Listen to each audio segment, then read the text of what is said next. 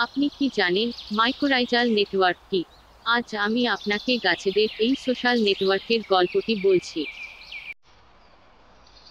একটি বন কল্পনা করুন, যেখানে সূর্য গাছগুলি কেবল মাটির উপরেই দাঁড়িয়ে থাকে না, বরং আমাদের পায়ের নিচেও জটিলভাবে সংযুক্ত থাকে। আজ আমি আপনাকে তাদের রুট সিস্টেমের মাধ্যমে গাছ যোগাযোগের লুকানো জগতে নিয়ে যেতে চাই। এই গল্প সহযোগিতা, স্থিতিস্থাপকতা এবং আন্তঃসংযুক্ততার গল্প।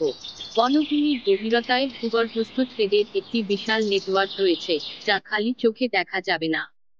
এগুলি হলো মাইক্রোরাইজাল নেটওয়ার্ক, ছত্রাকের সংযোগের একটি জটিল জাল যা মাটির নিচে গাছের শিকড়ের সাথে অংশীদারিত্ব তৈরি করে।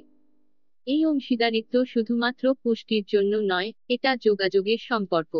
যখন একটি গাছের কিছু দরকার হয়, যেমন একটি গুরুত্বপূর্ণ পুষ্টি বা বিপদের সতর্ক, তখন গাছটি এই ছত্রাকের নেটওয়ার্কে তার শিকড়ের মাধ্যমে রাসায়নিক সংকেত পাঠাতে পারে।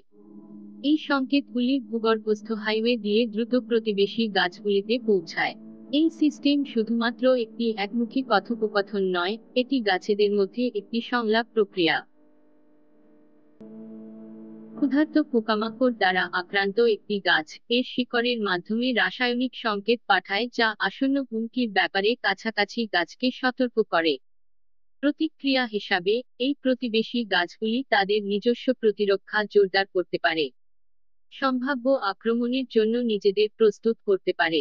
এটি একটি নীরব, কার্যকর সতর্ক ব্যবস্থা, যা প্রকৃতির নিজস্ব বার্তাবাহক মাইক্রোরাইজাল ছত্রাক দ্বারা নিয়ন্ত্রিত হয়।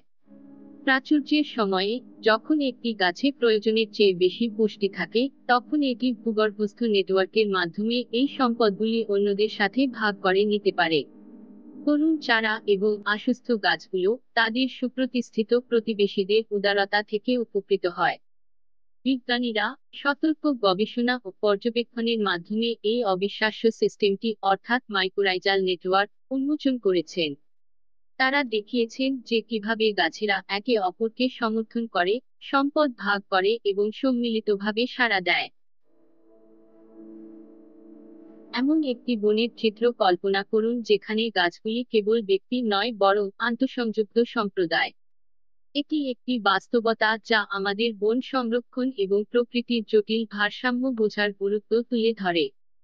আমরা যখন বনের রহস্যের গভীরে প্রবেশ করি, তখন আমরা এই প্রাচীন বাস্তুতন্ত্রের জটিলতা দেখতে পাই। এই গল্প আমাদের চারপাশের প্রাকৃতিক বিশ্বের সৌন্দর্য এবং বুদ্ধিমত্তার কথা মনে করিয়ে দেয়। অনুভব করুন, যেখানে গাছগুলি তাদের শিকড় এবং ছত্রাকের ভাষায় কথা বলে।